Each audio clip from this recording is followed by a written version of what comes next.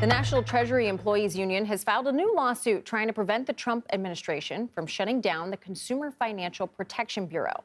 The agency was created by Congress after the 2008 financial crisis and is designed to shield consumers from predatory banks and lenders.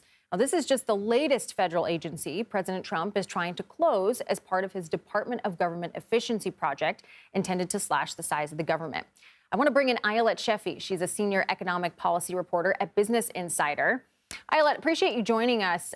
What does it mean for consumers that this independent government agency has been ordered to stop fighting financial abuse?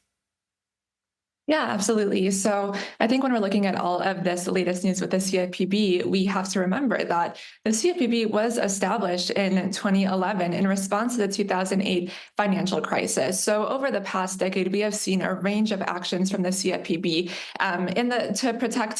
aimed at protecting consumers, and we've seen this in the form of, cracking down on potentially predatory banks, lenders, student lenders as well.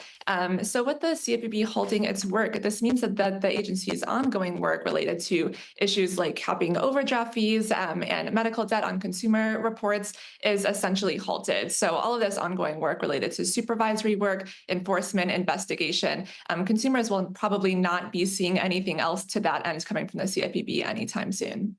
And the union representing the employees, they filed two lawsuits in response to actions. What are they trying to accomplish here?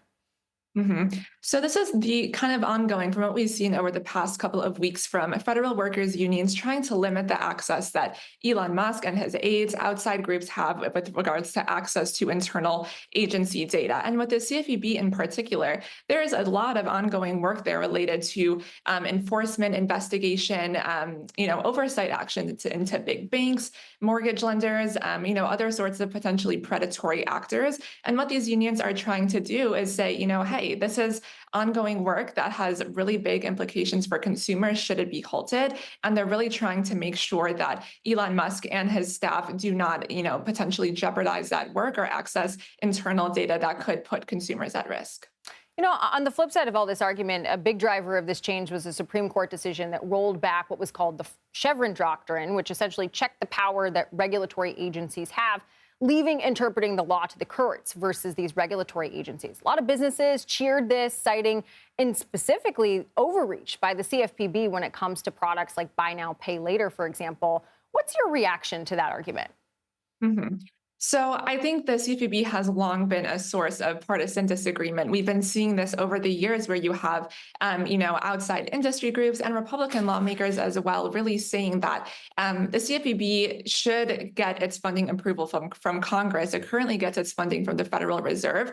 And they have argued for a while that this is just executive overreach. The CFPB should not be able to act on its, consumer protection matters without congressional oversight. And so I think this is an ongoing thing we'll continue to see as we learn what the Trump administration will do to really minimize the reach of the CFPB going forward. Great context. Ayelet Sheffey, thank you.